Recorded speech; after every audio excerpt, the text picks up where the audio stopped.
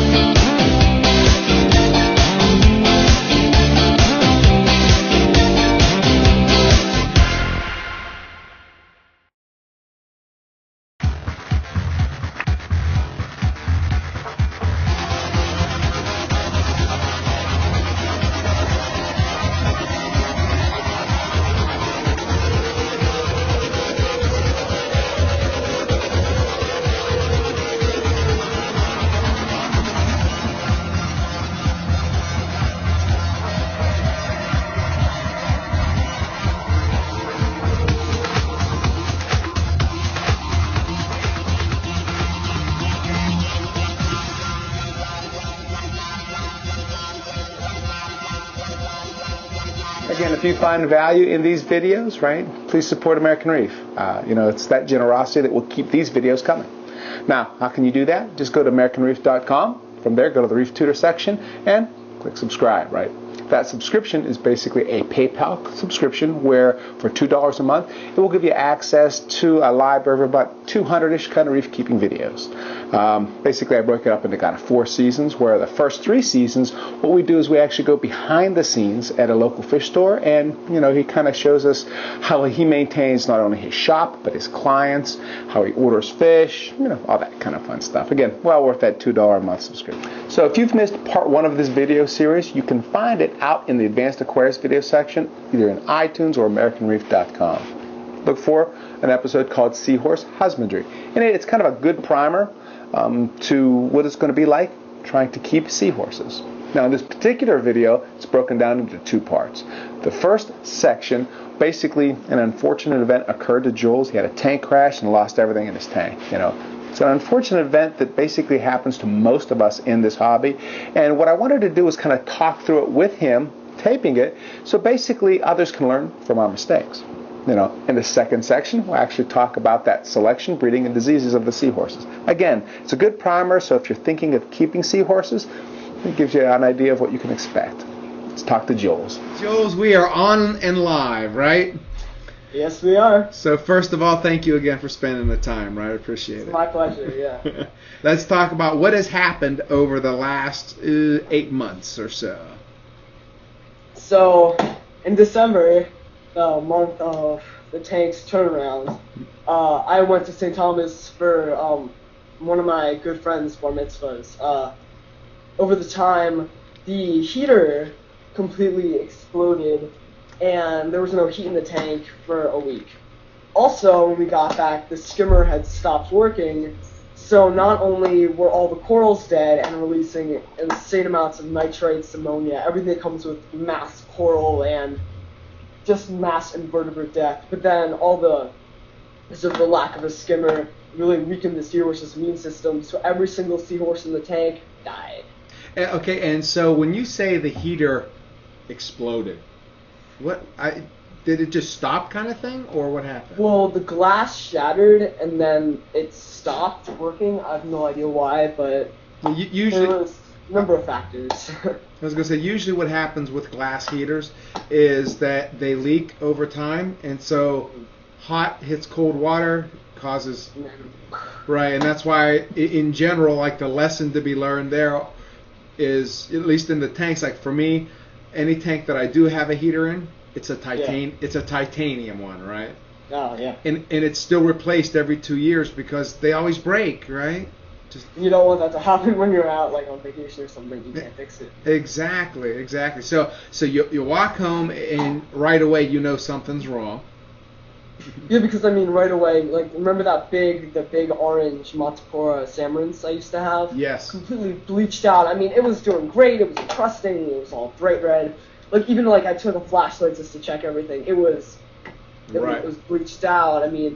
Even the zoos were all dead. You could just see there were normally they're, even like if they're at night, they're just closed up. But these were like shriveled and disgusting.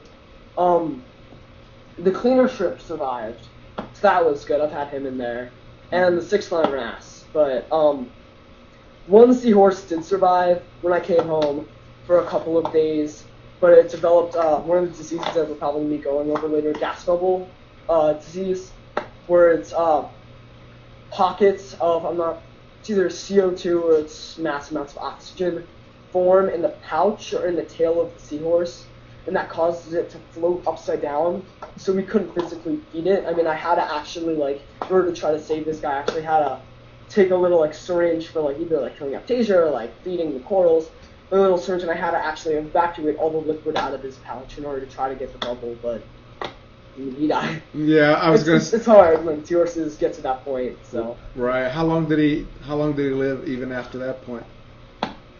So the others had died. I think we had gotten, so the tank's usually up to here. I think we had gotten the water down to here, water change wise. Because I mean, we had taken all the rock out, we had re-aquascaped it. I mean, everything was out of the tank at that point except that one seahorse and the shrimp and the wrasse. And then, like, I think the Garth bonsai, you don't know if you can see it up there, and the Monty, those were the only corals left. So that was basically in the tank. We just got all the water out. Completely replaced the water. We did mass cleanups every day, at least 10% after that. So, yeah. Yeah, that's tough, right? And I know, like for me, everybody goes through it, right? And it's a learning experience. Kind of a rite of passage. Yes, it is, unfortunately, right? And I know people who have, again, close to 15 years of experience go through the exact same thing, because though you try to plan for everything, mistakes happen.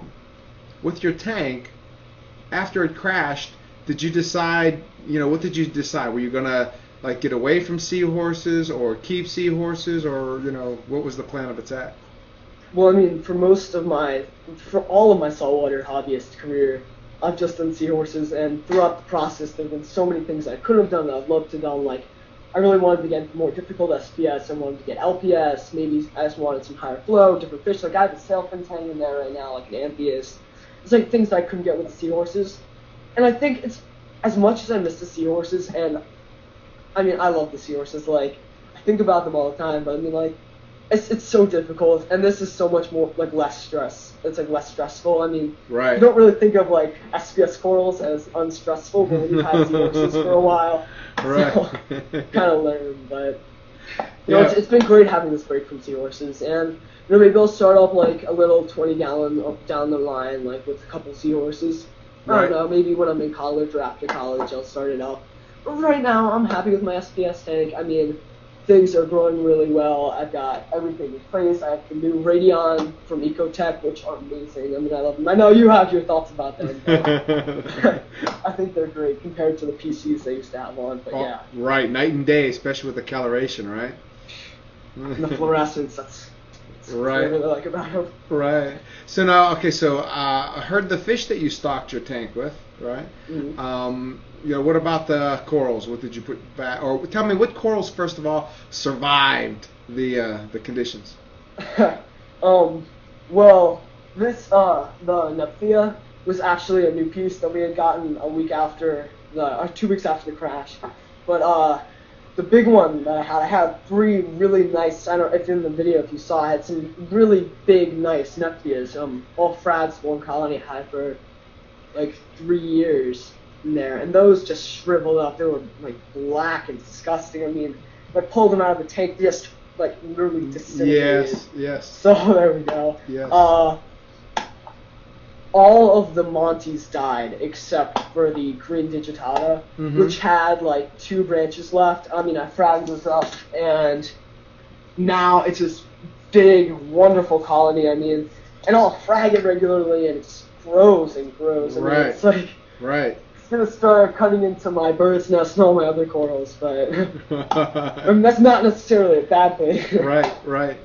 I had a patch of these kind of turquoisey zoes that survived. Those were the only zoes that survived, and then I had the only other coral survived the crash was Garth. But like I was talking to you before, corals when they do survive a major tank crash, they're like, come on, that's the best you can do. It's like grow rapidly. It's just Right, amazing exactly. what happens with corals. Exactly, and that's what remember Andrea said. Again, same thing. Yeah. She's seen it in the wild, and obviously in our kind of micro world of the reef, it does the same. As far as just the tank goes itself, when you drain the water out and you were doing 10% changes, kind of daily, weekly, that kind of thing, Yeah. what did you start stocking it right away, or did you wait a little bit? I think I got after a week or two, I got some things back in just to see if I was ready for more stuff. What was it, so every day we did the 10% changes, blah blah blah blah blah. So we'd be in the local fish store a lot because I haven't set up my RODI filter yet. So, but that's coming soon. But but for now, I go to the fish store to get all my salt water. So every day they'd be like, oh, we're gonna get in some really nice stuff, blah blah blah blah. Whenever you're ready to restock. So after 3 weeks of going in almost daily, I'm like, you know what? Let's just throw stuff in there. So I got this newer Nepia back in.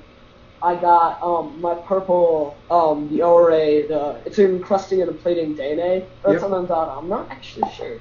And then I got my first frag of the Capricornus in there, and what else did I get that first time? And I got some Zoes back in there. I got a new Recordia, and yeah. So you put all those in the very first time. No, I mean it was the first time I was gonna get stuff back in. It was after we had realized that it was ready for the corals to come back. Got it. So it was when the Monty had started showing good PE. It was when the Zoes were opening again. It was after things had actually started coming back. So I was comfortable with putting stuff in. And it was relatively inexpensive because I have some good deals with the aquariums that I go to. Right. And I got all these corals with some incredibly small frags. Right. So it wasn't a big enough deal that if stuff did die, that it would be bad. It was just some little tiny things. But yeah, after I noticed that the Monty was growing, then I went to I've talked to you about this place. I went to Reef Gardener. Yes. Which is a place in Florida. I love their stuff. Morgan there, she's great. She has a really nice selection of corals, really good pricing. So I use them all the time. I got a lot of my more designer corals. I got the Tyree Pink Lemonade and an RA Red Planet. I mean, I've got a lot of nice stuff from there that's grown really well. So, and so I was gonna say, so with those corals, how long did it take you from, again, we'll say crash to the point where you saw the Monty looking good, right? And you felt okay, I'm gonna chance it by going out and getting my, whatever Nepia or whatever what you started with. Yeah, I think it was. I mean, you should have seen it when it was in. The day, it was the day after, the day, the weeks leading up to it. It was pitiful looking at the corals. Right. I think the point where one of the polyps came out, it was maybe 3 or 4 days after. I mean, this thing is so resilient. It survived for years. But I think it was 3 to 4 days after. Okay. I mean, by that point, we'd also bring the temperature up. I had to have bags of hot water in the tank at a point just before we could get the heater in. Right. It was. And it was. Yeah. I was gonna say, did you gradually take your time, bringing that back up to the temperature you wanted? Yeah, because I mean, even with all the stuff dead, I mean, I wasn't as worried because everything was either dead or dying. Sure. Seahorse was there. I'd say there was a 2% chance of actually getting him back. Right. To the point where he could actually live a happy life. Right. So I wasn't really worried about anything. So I took several bags of hot water, and over the course of an hour, I didn't want to go up 10 degrees wise, so I every hour or two I went up maybe 5, 3 degrees. And then over the course of a couple days, I brought it up, and then I got the heater in. And then it got back to normal temperature, and that's when things started to become better. Right. And so now, as far as kind of the lesson learned, or whatever you want to call it, right? In other words, tell me what you would do different to kind of prevent it. Though, again, like I said, there will always be something, right? We live and we learn, right? Yeah.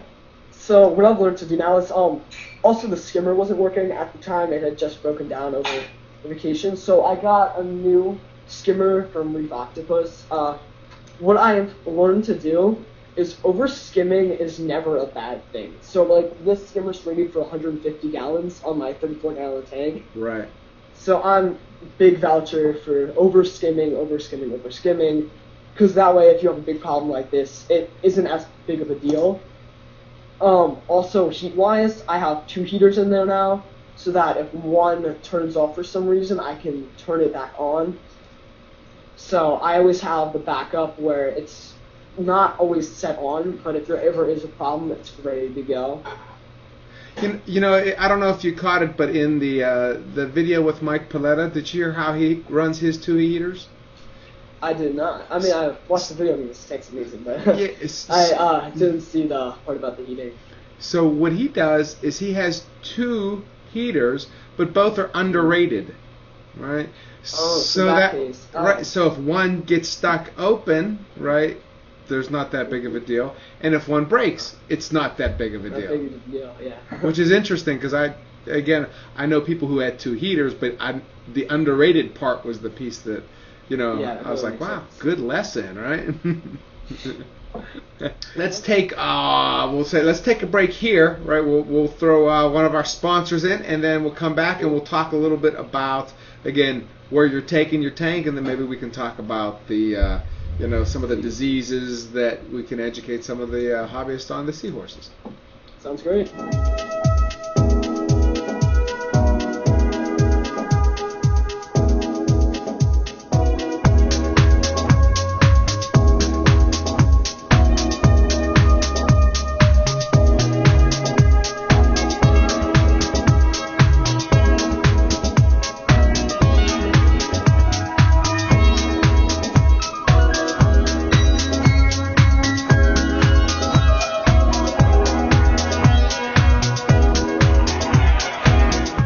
So right now, where do you plan on taking your tank? Meaning, are you going to add more SPS? Are you going to let these ones grow out, or what's your plan? Well, right now, I don't know if you can. I don't really think you can see it just because of how far away I am. But my right rock that I used to have directly for the seahorses, every little nook and cranny has some sort of acro or Monty in there. Right. So right. I want to make this left island. I want to put maybe like a big nice table on top. Mm-hmm. But for now, I think I'm gonna let everything kind of grow in because there's a lot of stuff. Right. Right. I think if I put anything else in, it's gonna there's gonna be a lot of territory wars going on. Well, if you saw Mike's tank, right, Mike Paletta's tank. Yeah, every little nook and cranny. Every nook, that's right. So let that be an example. There's always room. Those are horrible. But I was thinking of, but now I have the tank in kind of 2-island kind of aquascaping, so more of a negative space kind of thing. So I was thinking of adding maybe an elegance with some more LPS corals and some maybe a crocea or some sort of the larger tronicotta clams. So sand bed. I just want to add in some Acanthophastria and some of the darker spots in the tank just to brighten things up. But basically I'm gonna stay on this route of SPS. I mean, they're amazing, just things they do every day. I'm pretty lucky right now where I have daily growth. I mean, even if it's not major, you can see little tiny things that over the course of a week will add up to maybe half an inch of growth. Right. But yeah, but right now everything's just kind of filling in, and then more SPS, more clams, maybe more LPS. I've really never done LPS just because of the seahorses. But right. Maybe I'll get into that. Who knows? So educate me. Why do you not do LPS in seahorses? Well, one of the big reasons we might have discussed this in the last video, but the polyp of the LPS, the mouth. With things like elegance or some of the the brain corals. Sure. they have the nemocrasts, which are so highly charged, which are so highly venomous to seahorses, which have, I mean, their tails are, like, think of their tail as, like, both of our arms and legs combined into one appendage. Right. It's their way of holding things and grasping on and staying aloof. It's their, like, universal tool for everything. Right. So it's the most sensitive organ on their body, basically. So if that gets damaged, I mean, it's downhill from the seahorse.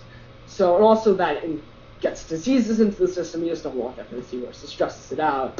But like with things like also some of the Acanthothracia, this guy Pete Chiwanza, who's one of the world's leading most experts in seahorses, told me that if it can eat mysis, it can eat a seahorse. I mean, so I kind of use that as my rule of thumb whenever I used to buy corals with the horses. If it's big enough to actually eat some of that mysis, it's not. So, I mean, like some corals, like sun corals, like Dendrophilia, that are more okay with like non-phytosynthetic. Right. But like with LPS that are much more aggressive feeding flies. Right. And have those larger stinging cells. Right. That's going to be a problem. Got it.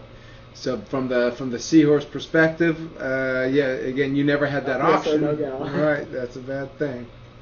And on the other kind of lessons to be learned from a seahorse perspective, as far as the diseases go, what other kind of we'll say common diseases, right? Did you experience when you had the seahorses? Like, what were the things that were most prevalent for you? Well, like most aquarium fish, like most fish in the hobby in general, you have ick. So that's a problem with every fish you encounter. I mean, the seahorses do contract ick. I never had to deal with it personally. Right. But I've heard stories of like terrible, terrible ick. It's kind of awful. I mean, it takes over the seahorse, and the seahorse, they're so sensitive, they'll just knock them out. Right. And there's gas bubble disease, when I explained earlier, but it's pockets of either CO2 or nitrogen. It's some gas that occurs frequently in a tank that'll actually accumulate in either the pouch or under the skin of the seahorse. I mean, once a couple of years ago, I had a pair of Hippocampus redeye and got it on the snout. Yep. So it had to swim upside down when it was feeding. And it was like at the middle of the night, it was looking for copepods and stuff. Really? So, and that's what did in my last male that I had in there.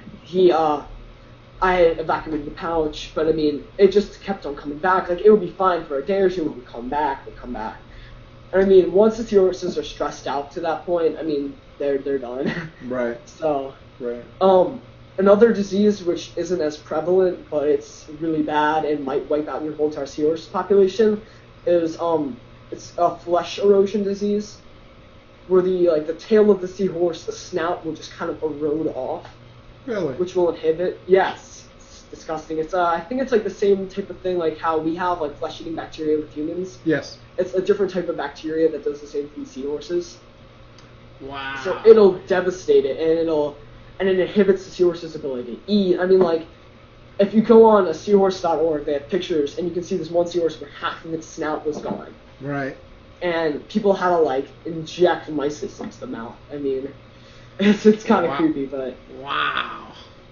Were they successful? Like, if they injected food into the mouth? I mean, you can get the seahorses to eat, but the flesh never really gets back. Right. So they might be fine for another couple of months, but then they just end up, like, dying off. So. Right. And has that been your experience in general with diseases in seahorses?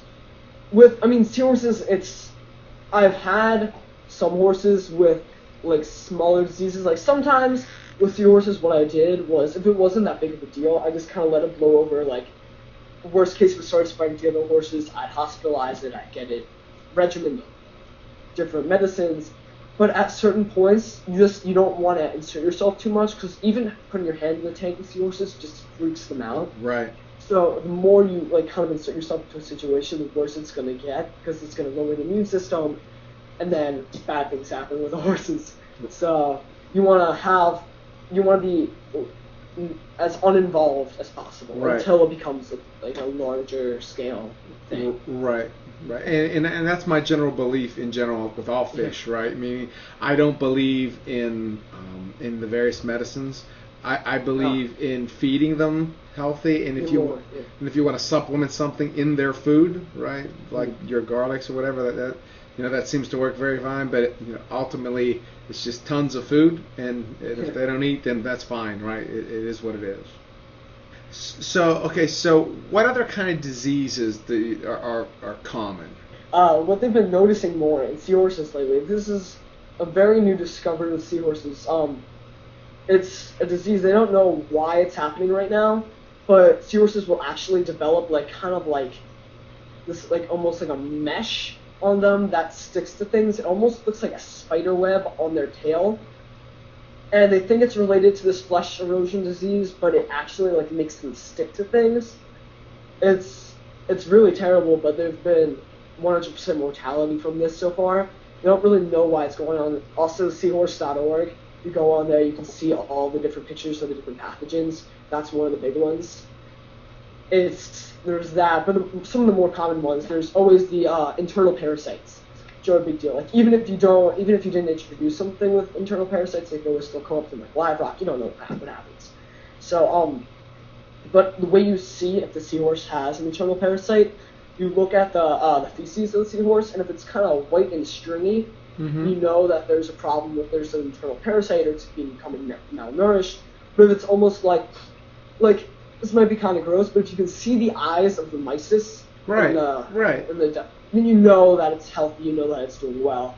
And it's almost kind of like a little cube, almost like a little kind of like a pellet that it looks like, and that it's a healthy seahorse. It's getting the right amount of nutrients, it's getting because some people actually go to the extent of actually counting how many pieces of mysis each seahorse eats. I think that's kind of ridiculous. If it eats a fair amount of food, you're good. Right. So, and I always just watch the feces. If it's ever too stringy, I'll put in more food, or I'll check if there's a parasite. Also, they'll start, they become kind of more bleached out coloration-wise when they're stressed out. They become because of the melanin in extent, which makes them darker. So if you see not this kind of good dark, a nice yellow dark, but if you see a very black, a very, not a good coloration-wise, kind of the color of my shirt, this kind of black. Right. It would be a sign that it's stressed out because the melanin is going to cover it up, try to make it so that predators can't see it as well to blend into the environment, so that even though it's stressed out. So the things that happen in nature kind of tell you off when it's happening. So ultimately, like everything else, one of your biggest weapons in again in kind of the identification is your sight, right? Just paying close attention. Now, just behavior also. So. Yeah, I guess that's true, right? Like all fish, right? If they're hiding and not eating, they're kind of more secluded. If with seahorses, they're very social animals, so if they're not with the herd, they're not going to be as well. I mean, they're not going to. You know that there's something wrong. Sure. So, also with the seahorses, since there's such a wide variety of these different diseases that are covered and expressed by the seahorses, you really want to make sure you know what each of them are and how to appropriately kind of deal with the situation. Should you hospitalize the seahorse? Should you just kind of let it go and just feed more, like Russ said? It's just depending on the situation, you really want to assess for appropriateness, just because of what I said earlier about how sorting yourself might stress out the seahorse, causing mortality. Sure. And so, as far as resources go, what are some good resources for the seahorse wannabe? Well, there's several books online. I mean, seahorse.org and Ocean Rider, I always went to them. Also, Reef Central has a really great seahorse page, so if you ever have a question about a disease, just take a quick pic and then post it online, and there's hundreds of seahorse hobbyists who will go and help you out as soon as possible. But yeah, seahorse.org has a disease page on how to deal with pathogens. If you email Pete Johnson from Ocean Rider, he'll help you out. Also, they have a disease picture page. So yeah, it's just everything. There's books. As far as like species go, right? We didn't talk too much last time about species, but again, since they're all sort of sensitive, right? Are there ones that you would recommend for the beginner or the new hobbyist? Well, Hippocampus erectus is probably the hardiest seahorse you're going to get. And they're also one of the most beautiful seahorses. They display a wide variety of colorations. They mate frequently. They're one of the easier species to keep. So if you're a beginning hobbyist, I recommend getting a pair of Hippocampus erectus just because of their easiest to take care of. They're pretty good with not contracting diseases. They're very hardy. They're going to be good with that. If we're talking about seahorses not to get for the beginning hobbyist, something like Hippocampus ingus, Hippocampus cologi, these kind of seahorses that are going to get diseases more easily, are going to need certain types of food more. The more tropical seahorses, also like Hippocampus abdominalis, which is the pot-bellied seahorse of New Zealand, I think, or Australia, the Kangaroo Island. Mm-hmm. It's in the colder waters of Australia and New Zealand, kind of that area. Right. They're much harder to take care of just because you need a chiller and there's certain requirements with that, but also because of the different diseases that come in live rock, that things that they aren't used to in their waters. Sure. So you really want to see where different species come from. I think like Hippocampus barbary comes from Indonesia, and there's certain diseases it contracts that like Hippocampus like erectus doesn't contract. His erectus is more of a North American seahorse, where you have it on the Gulf, you have it in Nova Scotia, you have it all along the East Coast, the West Coast. They're around. I mean, Hippocampus ingus, I think there's some in California. That population is declining, but just based on the location of the species, you get different results. Like temperature-wise, you get different diseases it can contract. There's just a whole slew of things that happen with different species. Sure.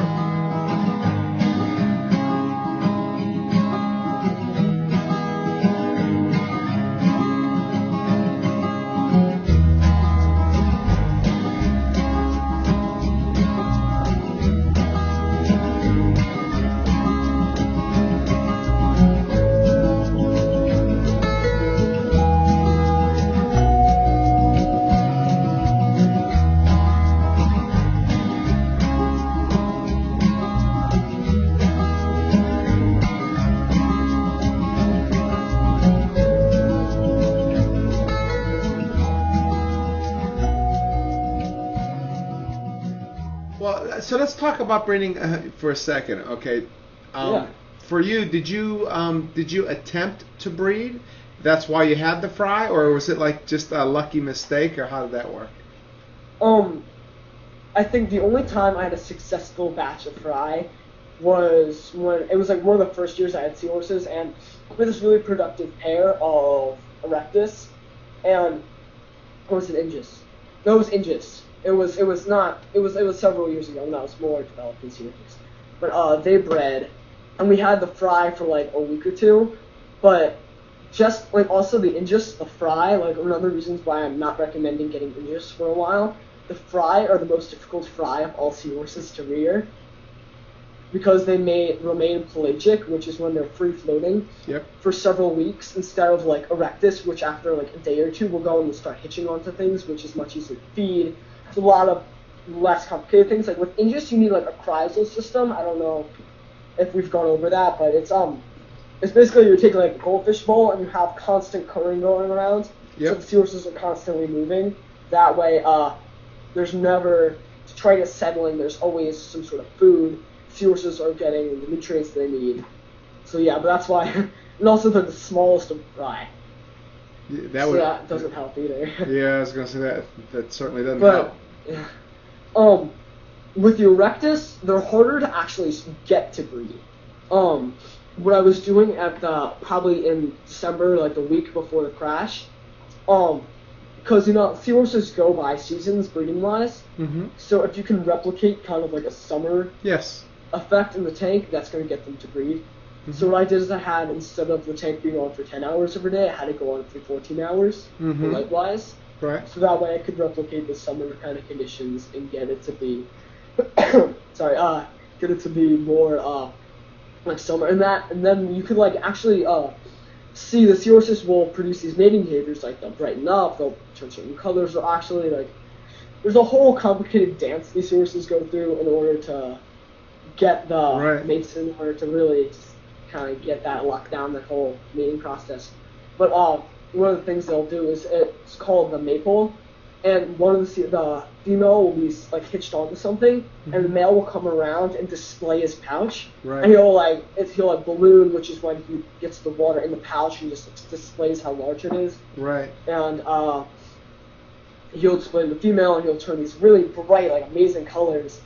And so I really noticed all of these results once I made the lighting longer. Right. And there were various attempts for mating, but what happened was I had a frag tray set up right here. Yep. And in the middle of the whole mating process, they knocked into it, so the eggs were spilled onto the ground, and I ended up being snack for like some missile worms. Right. And then the only other, and that was the last time that they were healthy and alive, and then the tank crashed. But, Right.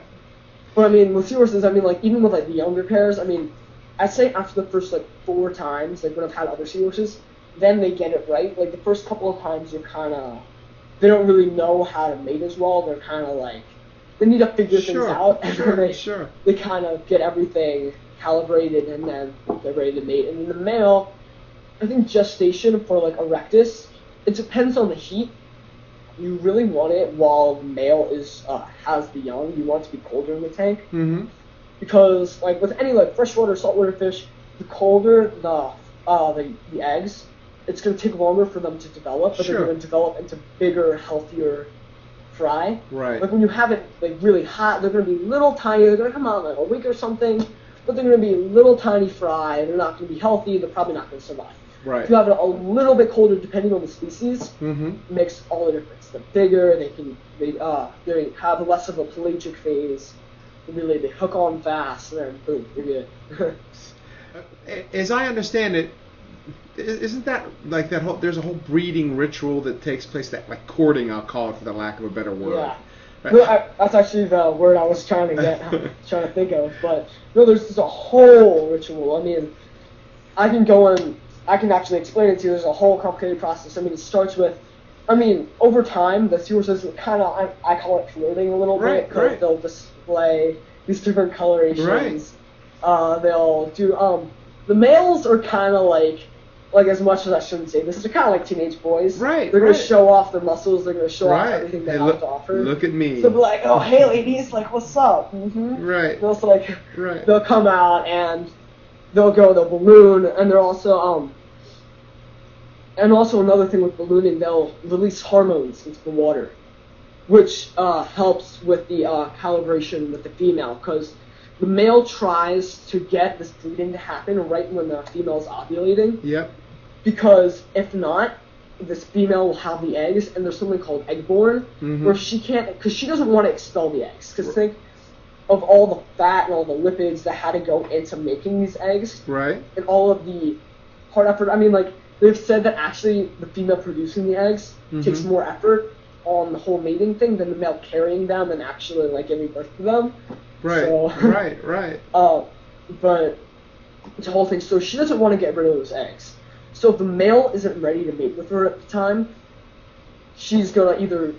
Because what happens when they're egg-borne, they die along with the eggs. Because the eggs, because she keeps on producing the eggs, so there's no more room. Because then once she ovulates, the water goes in to get ready for expulsion, to get ready for the whole thing. If she can't get rid of those eggs, because she's not going to release them until they mate. Right. So if they can't mate, then she's going to die along with the eggs. Got it. So that's one of the bad parts about breeding, but that only happens on certain occasions. Like, usually the male will go and mate with her at that time. That's why they want to coordinate it, or else... Sure. Or else bad things happen, so... Sure. And now, how long does the whole ritual kind of take? Is it hours, days, weeks, months? Weeks. I mean, it starts with the flirting, it goes, and then after, like, when you see, like, when it gets to, like, a day or two, you see more of the intense, the mate pulling, where, like, the mangroves right here, I'm going to use this as an example, like, when we used to have seahorses, they would go on, and they would rotate. Like, they would go, like, let's say this, and then they would literally turn around and go up. Right. And they would swim off with their tails linked. Mm-hmm. And a cool thing about seahorses is that actually there's this thing called promenading, where the seahorses every morning will go, every morning, every night, just to kind of remain courted. Because seahorses, they don't always spawn for life. It depends. Like, I was just talking to someone about this, but seahorses aren't as monogamous as we think they are. Right. And recent things suggest that if there's another female that has more promising genetics, that male will actually transfer to the other female. So, so it's like, I'm done with you. Right. So, but they're kind of like that. To your point, But, exactly like a teenage boy, right? Yeah. Exactly. Or maybe all boys, not teenage. I think it's all boys, right? Yeah, just in general. That's right. But no, but he'll go and he'll he'll promenade. They'll form the bond. They'll go everywhere because the female has a much larger territory than the male. And because the male is kind of like in the wild, they've actually done a study where they don't like leave 5 meters from where they were born. So the female has a range of, I'm trying to remember, it's a much larger range. Like this isn't to scale, but it's Right. kind of like a dime to like a quarter. Right. Kind of like how we have like a really small area to a much larger kind of area. Right. That's not the whole area wise, but it's Right, but it still gives you an size. idea, though. Yeah, that's right. Yeah. It's better than But, double the area of a male. Right. Yeah, but so female's gonna come into the male's territory. They're gonna both display this mating coloration, the bright, nice coloration, and like my male Dean, he would display, he'd become like bright orange, and a female Michelle should become like kind of like this pearly pink, kind of like a pastel-y kind of color.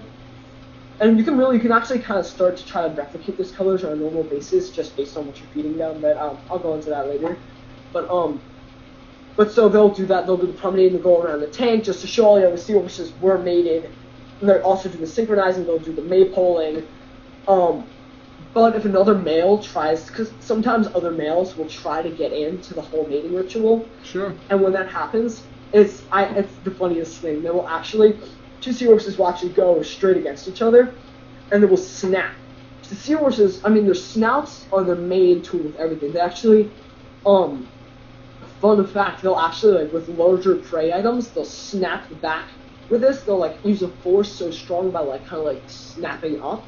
They'll actually, like, break the spine of shrimp. Really? And then actually, yeah, it's kind of disgusting, but... No, that's cool. It's actually, it's really cool, though, but, it happened once with one of my cleanest shrimp, so... That's... Never good. See, I like stuff like that. But, it broke the actual back, it got in, and then they suck out the meat through the tube. So it's an incredibly powerful appendage. So they'll actually go and they'll blow water at each other and snap at each other, and eventually the seahorses will get tired or they'll be injured enough that one's going to display like a bright red coloration and it's just going to back off, and then the other 2 are free to mate. Now, you had mentioned about the coloration, about being able to affect the coloration based on, the feeding.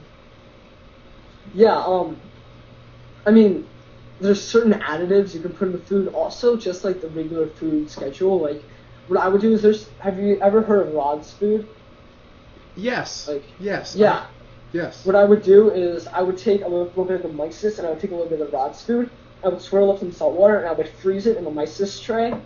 So that way there would be a little bit of variation in the diet. I mean, that makes the seahorses a lot healthier also. Just like with any fish, you just want a varied diet. You want to make sure they're nice and healthy. Like my tang, like I put in nori, I'll put in Rod's food, I'll put in everything, I enhance it, enrich it, with different additives. You want to vary the diet of any fish. Right. Like, one thing that's great is, because since the seahorses can't actually produce the carotenoids, which control the chromatophores, which control the pigmentation of seahorse, they can actually produce it on their own. They can't synthesize it by themselves, so you have to add the carotenoids to their food. So, like, Ocean Rider has this thing called Vibrance that I used a lot. I mean, it's kind of hard to use at first. You have to blend it into the food. Not blend, but you have to mix it into the food. Right. But once you do, it's great. I mean, because it's also like it's like different fatty acids, different fish oils, and that gets the seahorses, gets them to produce the carotenoids. So that way, you get the colors. Because eventually, like with any type of cell, they'll just start dying off. Now that can't be replenished unless you have the certain foods. Right. It's going to become bleach. You're going to get like, instead of like, let's say you have like a nice like bright red seahorse, like a nice like, fire kind of red. Right. It's a stunning thing, but like eventually that's going to become a bleaker, maybe like a whitish, maybe like a paler color. So in order to replicate that, in order to get it to really become that nice color again, you're going to really need to add in either Vibrance or other companies that do it. I usually use the Vibrance. Yep. Or that's what I use, but I think that's great stuff. I wouldn't go wrong with it. It's kind of pricey, but it lasts you a good year or two. Sure. So. Sure. Yeah. Sure. No, exactly. Well, it's really interesting, again, the wealth of knowledge that you have and that you're willing to share, right? Thank you, yeah. And not only I know I appreciate it and everybody else, but again, I think it's one of those things where there will be a part 3 of this, right? And I think the part 3 should be basically taking now your SPS journey, right? Since we kind of started it from the beginning, right? Let's just take and kind of walk it through. And I think what we'll do is we'll save that for actually whatever, whenever you're free, maybe 6 months, 7 months down the road. Right, and then we can kind of get that going. If you're willing, I'm willing to put in the time as well. That'd be great. Yeah. Well, good deal. So let's cut that here and say part 3 will come up shortly. Cool. See you later. Okay. It's funny. Every time I talk to Jules, I think, man, this dude is going to change the world someday. And, and it's amazing. After I thought about it for a little bit, I thought, you know what, he's already starting it. Think about the information that he shared with you over these last 2 videos, right? Again, think of how many seahorse lives that he's actually saved, right? How much money he has saved people trying to get into the hobby by teaching them the right way to start off and, what they can expect when they get into that hobby. Again, I think that's a wonderful attribute. And again, I expect that we'll see more greatness, I should say, out of Jules in the days to come. We'll follow him along that SPS journey. And, one of the things that he didn't actually mention on the video is he's actually upgrading his system as well. So we'll kind of go through the process of what he's getting, why he's selecting it, and again, his kind of thought process. And again, I'm sure that will be valuable information for everybody. And, I mentioned greatness earlier, and, when I look to my left and right here, I've got these great sponsors, right? And I always say, please give them a chance to earn your business. I don't care if it's Tunzi, whether it's Bulk Reef Supply, Premium Aquatics, or Ecosystems. Again, they're great guys, honest guys that deserve a chance to earn your business, right? And to me, it's those kind of people that you want to promote in the hobby. It's the jewels of the world, right? It's these kind of companies. Again, good companies that won't let you fail. So if you need any kind of aquatic product, give them a chance first. I'm sure you'll be happy. And again, if it wasn't for their generosity, these videos wouldn't be made available to you. Again, my name is Russ Kickle, and thank you for watching this episode of American Reef.